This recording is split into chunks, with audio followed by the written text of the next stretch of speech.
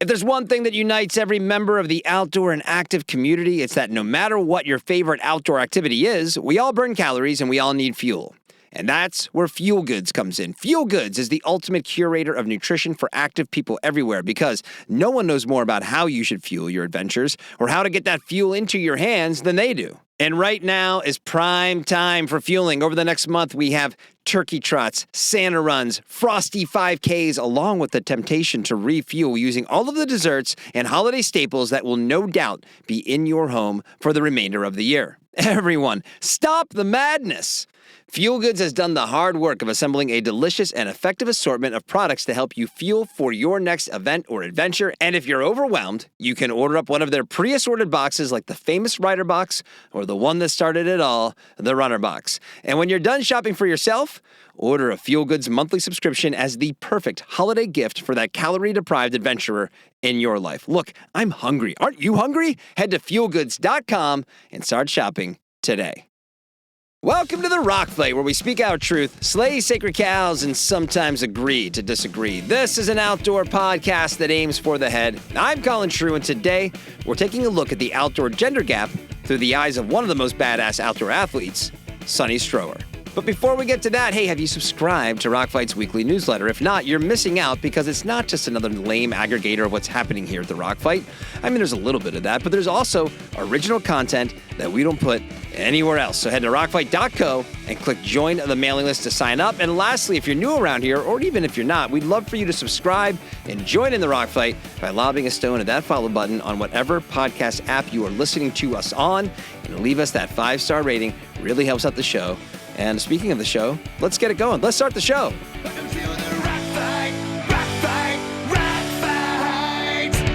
Earlier this month, I had a conversation with adventure athlete Sunny Stroeer just a few days before she was due to leave for an attempt at setting a new unsupported FKT on the Arizona Trail. My intention was to run that interview after Sunny had finished her attempt, which would have been sometime next week. And a lot has happened since then. Sunny started her attempt and promptly bent one of her trekking poles, causing her to bail since she was so close to the start, so that she could fix that problem. During the couple of days she took off from the trail to address that problem, Sunny was promoting her FKT attempt that is also acting as a fundraiser for the Cairn Project, which is a nonprofit organization that's working to close the gender gap in outdoor adventure sports. She was doing some promotion on Facebook, and she was hit with a slew of misogynistic comments by a bunch of dumbass men who were deriding her position that it's still not fair out there for women looking to do big things in the backcountry. And look, if there's a gender gap in the outdoors, Sunny Stroeer is the one who would know about it. Earlier this year, she became the first woman to complete the Iditarod Trail Invitational on skis, a huge accomplishment that was completely overshadowed by Jasmine Paris's finish at the Barkley, which occurred around the same time. But until a recent Gear Junkie article about what Sunny did in Alaska, the only coverage her accomplishment received was right here on the Rock Fight. It was as if the outdoor media could only handle one story featuring a badass woman in the backcountry.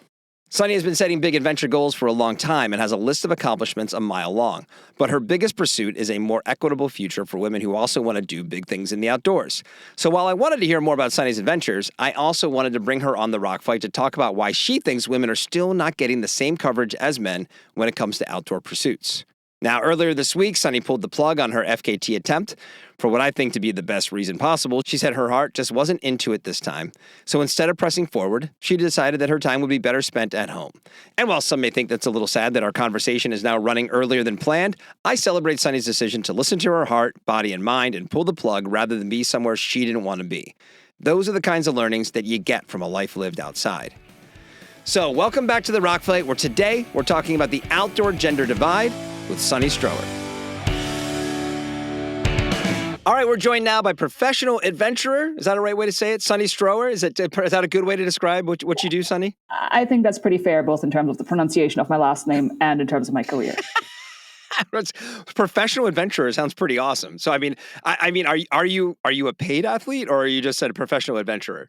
I am a paid athlete at times, so being an adventure athlete is not my main source of income, but I do make some money with it, yes. Listen, you've taken on a number of really hard outdoor adventures, from big mountain summits to classic rock climbing routes. I put in our outline that, things like the rim to rim to rim, which you immediately corrected me and saying, that's not that hard. Like, that's not a big deal. For some people, that's the biggest deal of all time. For you, it's like, child's play. But what is it about the hard stuff? Like, what, why do you want to just continue to push? Because I've gotten to the point in my life where, like, I've done some hard things, not nearly as hard as you, but I also tend to be like, I've done a few of those things. I'm kind of good now. The 2-hour adventure really works for me. You know what I mean? I'll admit I get bored really easily. And if I know that I can do something, I'm not interested for the most part. At that point, it's just going through the motions. So I tend to look at things and seek out challenges that kind of make me tense up a little bit. Like, I don't know if I can do this. I really want to find out what I'm capable of. And I have the most fun when I'm exploring and adventuring and I have no idea what's going to happen or how I'm going to react. And that's when I'm really on my toes. Yeah, that's maybe that's my problem is I probably need to go a little bigger because even though I've sort of had a couple of knee surgeries and I'm like, I'm just not as interested in doing like some running things. I don't feel like kind of dealing with what comes with that. But even then I still like January, February rolls around and you start seeing like, well, there's not like 50K that's coming up. Like that should be interesting, but I also know what to expect with something like that, which maybe it is truly in the, listen, be okay with potential of failure. And maybe that's what a lot of people struggle with. And is that almost the crux a little bit of like, of what you do is like, I have to be okay with, I may not actually finish this. It's all about the failure because if I know that I can do it, why would I go through all the pain and effort to actually make it happen? Right. It's kind of like, okay, so I'm going to date myself right now. Did you ever play SimCity? No, but I know what it is. Yes. Okay, but you're familiar with it, right? So you Yes. build a little city and then, you got everything set up. And then once your city is working, you just go and speed up time to collect tax revenue. That's kind of how I feel about life when I know what the outcome's going to be, right? You're just speeding up time. You're just going through the motions to go and collect the tax revenue. And that's not what I'm interested in. Like, I want to figure stuff out. I want to have adventures and I want to grow, right? So for me, that's how adventure comes together. I guess conversely, though, if you're going to put yourself through all that pain to not finish it, isn't that almost worse in a way? Like you're like, No. Oh, no, not at all. Because it's not about the finishing. It's about the adventure and it's about what happens. So, with the Arizona Trail that we're going to talk about here in a minute, presumably, I tried to set a record on the Arizona Trail last year and I failed out with the stress fracture at mile 300 or so. It was an epic adventure. I loved it. It was awesome. Did I get the record? No. Did I fail objectively? Yes, I did. But that didn't detract from the adventure at all. All right. I'll take your word for it. I guess the other thing, do you feel pressure to like kind of one up big adventures? That's a good point. We're going to get to this in a minute too, but like you went from Arizona Trail up to Alaska, right? So, those are, either one of those things for some people will be like, that's my couple of years there versus you're doing them relatively close to back to back. I don't feel pressured to one up myself, but I feel this draw to go different, not necessarily bigger, but different, because again, I get bored really easily. And so a couple of years ago, actually not that long ago, like 10, 15 years ago, I ran my first 5K, right? And that was a big deal. I'm like, oh my God, I'm running a 5K. This is wild, right? And I crossed the finish line in 35 minutes. And I'm like, oh my God, I ran a 5K. This is amazing. And it's that feeling that I'm still chasing today.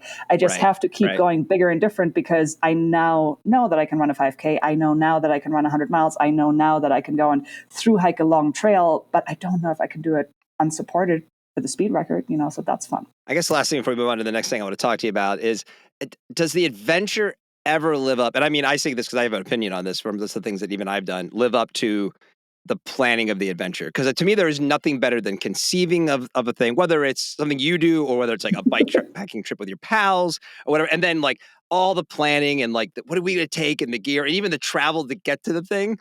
And the adventures are always great, but there's just something about that window when it's just an idea that is that's almost more addictive than anything else.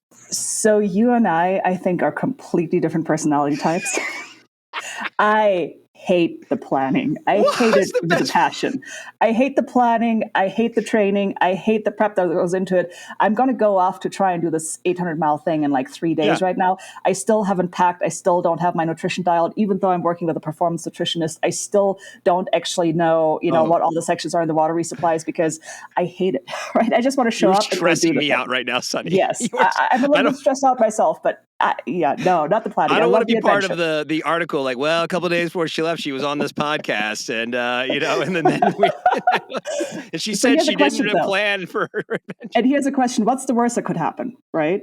I say that somewhat facetiously because with a lot of the things that I do, the worst that could happen is, it's pretty bad. Like 1,000 miles through the winter in Alaska, bad things can happen. But realistically, for something like the Arizona Trail, okay. So maybe I get injured, maybe I have to bail, maybe I fail, quote unquote, right? Maybe Right. I am slower than I want to be. Who cares? It doesn't Right. matter. This It's about the one, adventure. I mean, I think you're underplaying it a little bit, but but you're right. Relative to some of the other things you've done, probably not quite as quote unquote risky. But I mean, speaking of some of the other things you've done, though, so your recent big accomplishment was becoming the first woman to complete the Iditarod Trail Invitational on skis. So let's start with the event itself before we get into some of the other things that happened. Oh, you got is that a finisher jacket or just a jacket from the event? Just a jacket. I actually still haven't gotten my Okay. finisher trophy, which, oh well.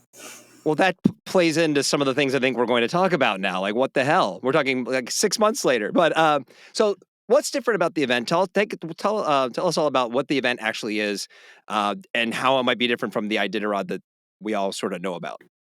The Iditarod itself, of course, is the last great race on Earth. It's the dog sled race, through the winter of Alaska.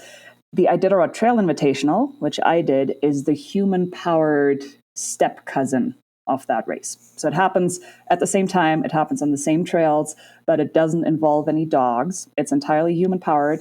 You can decide if you want to do it on foot, on a fat bike, or on skis. And to make things more complicated, there is a short distance and a long distance. The short distance is only about 350 miles. The long distance goes all the way to Nome for about 1,000 miles on the trail.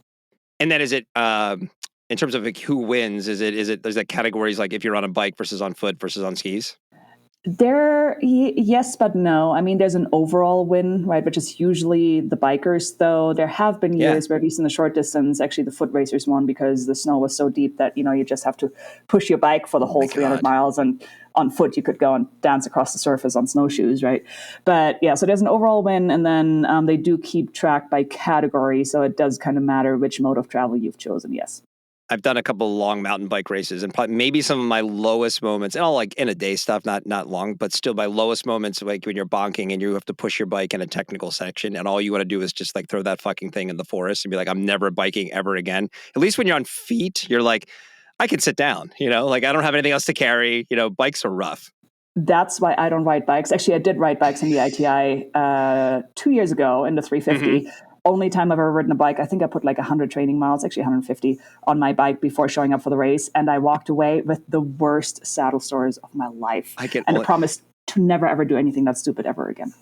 Isn't that funny? Like, that's actually the stuff that probably doesn't get discussed enough. If you just like, if you're entering into your first, maybe like in like long distance endurance thing, it's like you get to a certain point where you're not training to run 100 miles. You're not training to ride your bike 100 miles. You're training your ass for your bike, right? And it's like, and for running, it's more like what you should carry. Like, I mean, you want to get to the point where you know what it's like to feel beat up, because you can't prepare for how low you're going to get.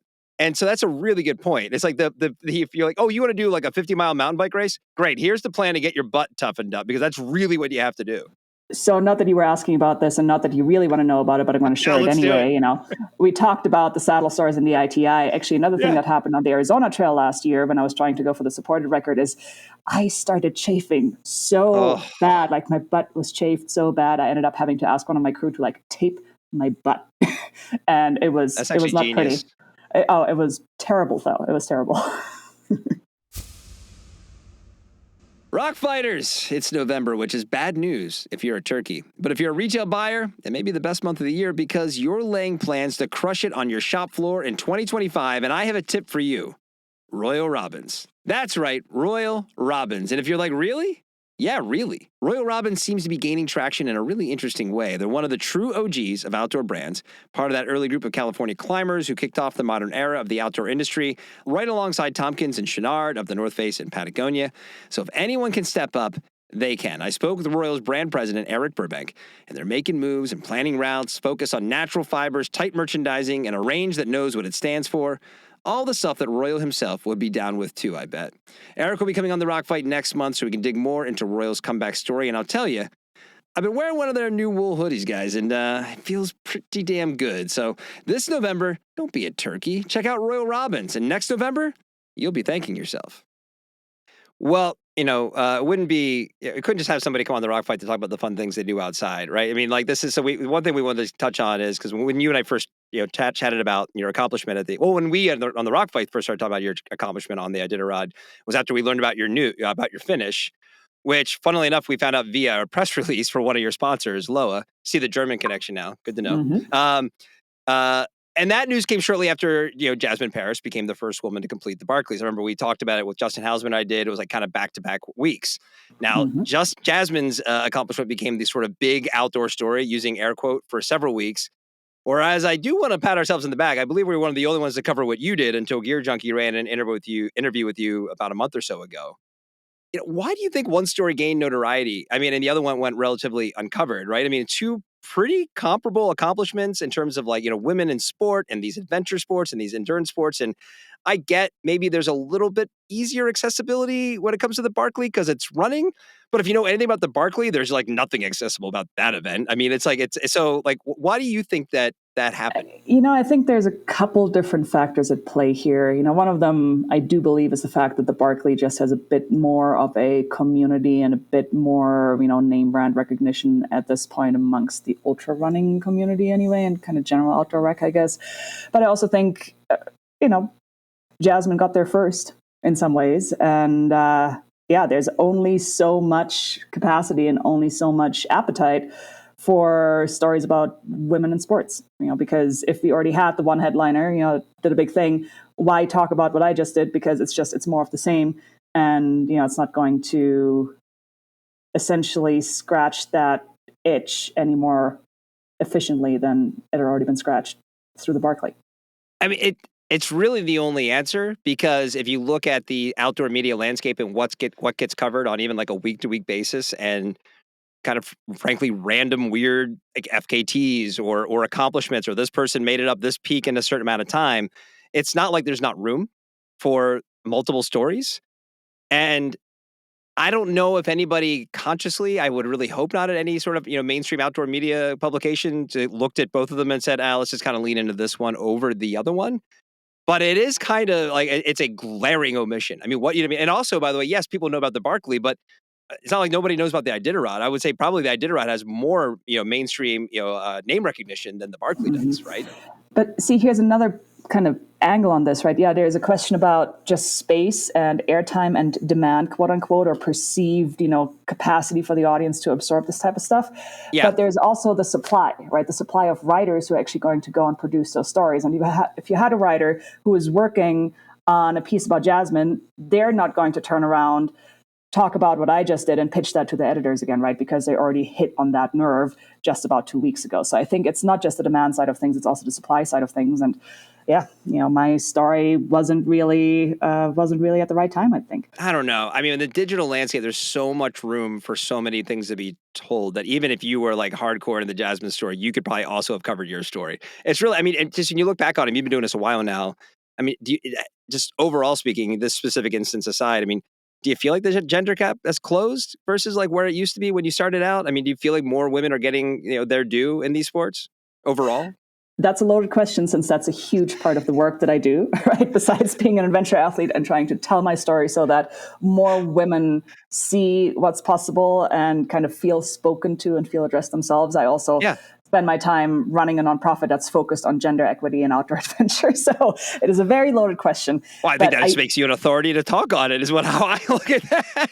I do think that there's progress, and I have seen the gender gap change. I don't want to say that I've seen it close, because it's definitely still there, but I've seen a lot of efforts to want to highlight issues of gender equity in the outdoors and programs to also address it and actually do something about it. And even from when I started, which, professionally was in 2015, 2016, essentially, to now, I see so many more women going after rad stuff and also getting highlighted for what they do. But I think there's a systematic issue here that's not just to do with outdoor media and kind of the appetite for covering women's adventures.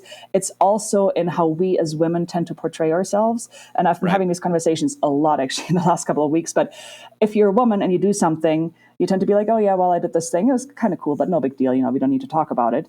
If you're a dude, pardon my French, but I think, if you're a guy and you do something, you're like, hey, I did this. It's rad. You got to go talk about it. Come on, look at me. Right. And it's just a very different kind of personality and very different, gendered expression of how we celebrate what we do.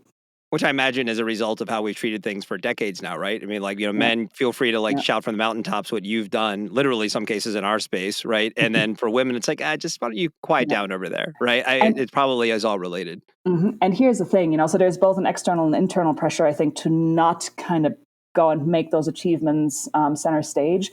But the thing that I always like to talk about with other women who get out there, who do really rad stuff, who don't really talk about it very much, I'm like, listen, anytime you or I, as a woman, make the decision to not talk about my achievements and to not be loud and proud, essentially be like, I did this, this is rad, Right, I did right. this, and I would like the story to be told, and I'm telling the story. We are keeping every other woman small as well, because we're role modeling that if we're a woman and we're doing something rad, it doesn't need to be highlighted, and that Right. needs to change. Yeah, and the industry plays a role here too. I mean, because a lot of things we talk about on the show obviously are brand related and what's happening in these sort of more nuts and bolts business, the commerce area of the industry. And just at the time we're recording this last week, we had two stories. One on our Gear and Beer podcast, where we had some women who reviewed Brandwin, which is a merino wool brand, and Scenic, which is a new outerwear brand. And then I actually interviewed on the Rock Fight the founders of Scenic. And the story about it is that I got some, not pushback, but some comments of like, oh, there's plenty of women designers or brands that make women's things. And in regards to Scenic, it's like, right, but what they're doing is highlighting a specific young consumer who's looking for flash, doesn't understand or doesn't even care about sort of the way it's always been in the outdoor industry. And also the way things fit and the way things are designed in mainstream fashion and bringing that sensibility to outdoor apparel. And that's meaningful because that means that there's an entire sector of women who don't feel seen by what's currently out there. And then on the Gear and Beer podcast, especially talk about Brandwin, I had two women speaking very frankly about the way underwear fits and the challenges they face. And that's in everyday life. And then you apply that to, well, now to talk about chafing, right? Things you have to worry about when you're being active. It's even more important, and the lack of options that they've had historically. And these are relatively young women. So it's not like somebody who's just old and grizzled and angry about things. This is just the challenges that have seemed to persist. And then the last thing, and I'll get off my soapbox, is just in the last 18 months, I think it was Danner and who am I thinking? Oh, Adidas putting in press releases about how we're making shoes and we're using a women's last as a bullet point in their press releases. I'm like, dude, people are doing this since the 70s, having women specific lasts. What are you talking about as this is a big deal? It's not a big deal because unless you continue to make a big deal because you're not already doing it. So I think that's where the industry still plays a huge role. Yeah. And, it all kind of trickles down into the experiences you're having as an athlete trying to get some attention on these things that you're doing. Oh, it's pretty wild. I mean, expand that to mountaineering, which is a space that I spend a lot of time in because I also run a women's mountaineering expedition company. Right. And, we have scholarships specifically to get more women into those big kind of backcountry transformative experiences that they're traditionally not represented in. A huge barrier is that, guess what? Mountaineering boots aren't made in small enough sizes for women to fit. They're men's lasts. And mountaineering backpacks don't come in sizes that fit small women's torsos, and I understand that there is a real business, issue here with supply and demand. And if you only have a small niche segment of the market that needs a certain product, it's not profitable to go and develop that potentially. But there are enough of us right now. I run a Women of Mountaineering Facebook group with 33,000 active members. What do you think we're talking about? We're talking about how, right. We don't have backpacks that fit us. We're talking about how we can't find boots that fit us. And yeah, if we don't have the gear to go and do rad stuff, how are we supposed to do rad stuff? And then if what we do doesn't get talked about, how are other women supposed to see that this is actually for them to go and build that consumer segment, to go and build that demand, to make it worthwhile and profitable for the brands to go and serve that segment? And, and to that I say, brands, they can figure it out. There was a time, not that long ago, meaning 20 plus years ago, back to those kind of early days of OR, when probably manufacturing capabilities, materials, those kinds of things, molding was probably challenging to say, listen, we can't make, a women's, the equivalent of what a kid's shoe would be in a women's mountaineering, but whatever. Yes, would it be more expensive for you to make that now? Probably, not necessarily because it costs more to make it, but because you're not going to get the same return on your minimums you would have to place. But think about what it would mean to actually just start doing it anyway. And by the way, this isn't just an outdoor thing. So I play on a beer league ice hockey team, and there's a woman on our team who's very small stature, and she wears children's size ice hockey skates. skates because the manufacturers of the skates won't make or don't make, small enough of their performance models in women's sizes. Now, I mean, fortunately, there's a lot of good kids skates out there now, but that's also kind of bullshit because I guarantee you, like, you're still going to hold back, like women's professional hockey if you don't have the gear that they can wear. And it's the same thing with the women you talk about who want to go up the mountain. And the stakes are much higher if we're going up a mountain because we're talking about places where you can get really hurt. And if you get hurt, then you're really in a bad place and you need to be as safe as possible. And I just reject the notion of like, you're just taking that margin on those products or not making them because you can't get the same margin on those products. And I really believe that's what's at play here for a lot of these brands. Yeah, exactly. And for what it's worth, if it's really that big of a business decision, go and make it more expensive, rather have a product that's available, just price it as it needs to be priced for it to make sense from a business perspective, but make it available so that we can actually go and do the things that we're interested in. That's the whole promise of, the nonprofit that I lead that's focused on gender equity in the outdoor space. It's not that I'm advocating for, we need to be at a 50-50 or 51-49 split in all of these activities. That's not what it is. But there's a huge gap, in my opinion, between the number of women that actually would love to do certain things and those who are actually out there doing it and seeing a path for how to get there. Right. So there's this massive unaddressed segment still that seems like, should be an issue of the 19th or 20th century, not the 21st century. Yeah, and you're going to fall behind. I mean, you think about just women's sports in general and like, the resurgence of things like the WNBA and the way there's just it's a moment. Things are really changing in general. And if you're going to be caught behind and you're going to get called out if you're not kind of playing along to support these issues for sure. Western North Carolina businesses need your financial support now more than ever in the aftermath of Hurricane Helene. This month, Darby Communications, based in Asheville, North Carolina, is donating its ad space here on the Rock Fight to help other outdoor businesses in Western North Carolina get back on their feet. The outdoor industry is a major contributor to Western North Carolina's economy, and Darby Communications is asking people to donate to the Outdoor Business Alliance Hurricane Helene Relief Fund, which supports outdoor industry businesses in their recovery and supports their staff as they rebuild in the wake of the storm's devastation.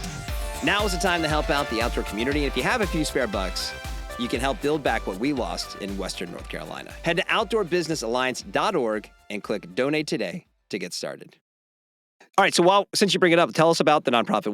What's happening with it? It sounds like there's been you had some big developments recently. So what's going on with that? Yeah, so I serve as the executive director for the Alliance for Gender Equity and Outdoor Adventure, which is a brand new organization that just merged from two existing nonprofits, the Summit Scholarship Foundation that I founded a couple of years ago, and the Karen Project. And both of those organizations are focused on trying to increase access to transformative outdoor opportunities to women and to other marginalized genders, also to girls, to gender diverse adventurers. And to me, we've been talking about this a whole bunch already, but to me, it comes down to airspace in some ways and to funding and, gear available to women and to marginalized genders. But it also comes down to the storytelling, right? That kind of comes full circle with what we're talking about. And my ITI 1000 finish not really getting any attention in the media. If we don't tell stories about women and marginalized genders doing rad stuff in the outdoors, we as women and marginalized genders don't really see what's possible and don't see a path for the next generation to go and do more, right? And it's a perpetuating issue. So with the GIA Alliance, the Alliance for Gender Equity and Outdoor Adventure, we're trying to address that both in terms of creating scholarships and funding for mountaineering and backcountry scholarships, as well as doing participatory fundraising campaigns where women go out on these, neat adventures, whatever it may be. Can be something huge, can be something, of any size, and they turn their adventures into a fundraiser to go and tell their story and make funds available for other women to have transformative opportunities. Is there anything coming up specifically you want to put out there? This will come out before the end of November for sure. So is there anything that you want to kind of a little call to action for anybody who's listening who may be interested? If you're interested in this type of thing, we're going to announce our next scholarship cycle in the middle of December here, around December 15. And, in the last, 5 years now, we've made available around $130,000 in women's mountaineering scholarships. So it's not, it's not small. It's meaningful. So take a look at summitscholarship.org. And as I said, we just merged with the Karen Project to form the GIA Alliance. So, all right. Well, lastly, as we talked about, as we record this, you're leaving in a couple of days for your second attempt at an FKT on the Arizona Trail. So by the time this comes out, Very carefully planned second attempt. Okay, well, that's not what you just told me. I know. As you sit here, like, oh yeah, should I bring shoes? Should I bring my shoes? But I think I will. should I wear my? I'll just do it in Crocs. It'll be fine. By the time this comes out, actually, you might be either close to finishing. I mean, maybe finished already. I mean, how long do you anticipate? Like, if it goes well, how long do you think it's going to take? I should be done sometime right around Thanksgiving, right after Thanksgiving. Oh, that's probably about when this is going to come out. So by then, okay, hopefully we'll know, and I can record a little thing before it goes out live. And like, oh my God, she crushed it. She did it. Awesome. So first of all, I mean, do you dislike water? Why the Arizona Trail? Why the Arizona Trail? Well, last year I picked the Arizona Trail because I don't live very far from it. It's about an hour 15 from my front door. And so it's a really neat kind of, opportunity to go and do something cool that doesn't require a lot of planning, right? Right. Just kidding. But last year I latched onto the Arizona Trail because I wanted to do a big adventure that actually was going to get me ready for the Iditarod Trail Invitational. And I wanted to do something that could fit into not too much time. So I was going after the supported record at the time. It was going to be just over 2 weeks. It's something that you can kind of compress into a timeline that is reasonable for most people to step away from work. So that's how I settled on the Arizona Trail to start with. And then once I was out there last year, it was really beautiful. It was a really cool adventure. And I hit a limit, right? I got a stress fracture. I had to come off the trail. I bailed. And now I want to go back because I'm like, oh, I don't actually know if I can do this. And I want to find out. So now I have the bug because I couldn't do it last year. And I'm just really excited to see if I can do it better. So you went out to train for Alaska and broke your leg. Yes. That kind of sucks. How long did that take to heal? Well, yeah, it wasn't ideal because I came off the trail with a stress fracture, I think, on the 3rd of December or so last year. Oh, my God. And then I left for Alaska in late February. So I had to be off my leg for 8 weeks, which meant that I really had about, 2 to 3 weeks of weight-bearing activity before I left for the Iditarod. Well, right on. Well, we're wishing you all the luck. Appreciate you coming on. Where can our listeners follow along with all of your adventures? Where's the place where they could find you? The best place to find me is Instagram. It's my first initial last name, so Stroeer. My parents really tried to make it hard. And I'm also trying to be a bit more active on LinkedIn. I know that's where you and I have connected a bit. But yeah, LinkedIn, my website, first name, last name, sunnystroeer.com. And who knows, maybe in some outdoor media. Yeah, let's go outdoor media. All right. We're going to be obviously, when this comes out, we're going to be putting a big push on this and whatever. Well, I'll be posting probably daily from now on, now that I know you're going to be out there in a few days. I mean, it's just like, it's a little silly. There's no good reason. There's just no good reason. Like we didn't come to some conclusion that like, well, actually, this is why they didn't cover Sunny. Like, no, it's bullshit. You guys should have been covering this. It's a huge accomplishment what Sunny did. But here's the thing. So Tara Dower obviously just did the AT overall record, which is huge, fucking massive. And we didn't even talk about that today, right? But same thing. So Tara did hers, that kind of fills the quota. Or does it? I don't know. We'll find out. And she got, I saw a lot of stories about that. Maybe it was just a slow month, right? No, I mean, that is the raddest athletic accomplishment in my mind of the year. I mean, that eclipses. The AT is. Yeah, that eclipses what Jasmine did. It's amazing. That's insane. And Tara did what, like 56 miles a day for 40 days? Yeah, ridiculous. That's insane. Yeah, that's amazing. Yeah, she doesn't have any knees anymore, but I mean, it's they just evaporated when she got to Maine. Exactly. Sonny, thanks for coming on. We'll be rooting for you out there. Awesome. Thank you, Colin. Always a pleasure to be here. All right, that's the show for today. Let me know what you think by emailing your thoughts on this and every episode of The Rock Fight to myrockfight@gmail.com. The Rock Fight is a production of Rock Fight LLC. I'm Colin True. Thanks for listening. And here to take us out is the voice of the Rock Fight Podcast Network. He's going to sing the Rock Fight Fight song. It's Krista Makes. Sing along, everyone, and we'll see you next time, Rock Fighters. Rock Fight!